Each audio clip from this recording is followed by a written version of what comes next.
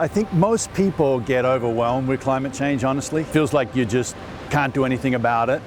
But getting clear about what the problem is and what the threat truly is, I think really helps people get engaged. Westcliff itself is really a park. It's like Yosemite, and you can see here this morning the number of people walking by, the number of people who come here for mental health, just to be able to chill out, as well as to enjoy, Monterey Bay. And so that's what Westcliff's really about. It's an important part of the community. Hi, I'm Ramadan, and I'm with Save Westcliff here in Santa Cruz. So January the 5th, 2023, so just over a year ago, a storm from the same direction as the one we've got running behind us right now, from about 265, showed up and basically broke the road. Broke the cliffs, broke a whole bunch of access points, and it was fueled by a bomb cyclone or a hurricane off the coast of California, also fueled by warm air coming from Hawaii in the form of an atmospheric river. Most storms that we get here in Santa Cruz come from the northwest.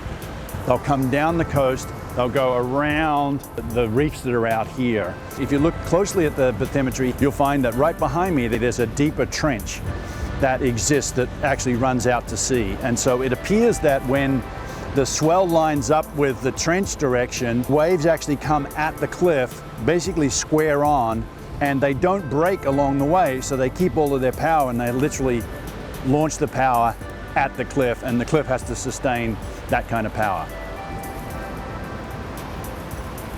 So 2023 was a lot like 1983-84. It had this giant set of swells coming in from the west. And just after the storm in '83, Gary Griggs and Rogers Johnson wrote a paper, and they went back as far as they could in recorded history, back to 1910, to look at all of the sort of the damage that had happened to the northern Monterey Bay area. And they found that there was about 20 significant storms over that 73-year period, so about one every 3 years. And that each one of those storms, the swell lines up with the trench direction, just like the storm that we saw in 2023. So January 6th, we got up out of our chairs and said, okay, we've got to change something here. And then we had three goals.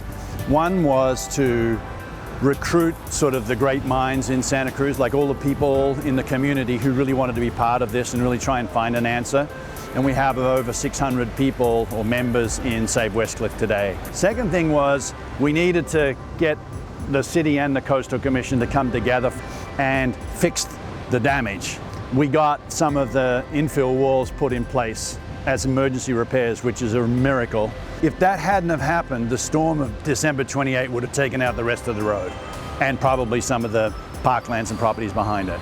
The third thing we focused on is about creating a 50-year vision for what we want our Westcliff to look like and to be. If you want to join us, sign up at savewestcliff.com.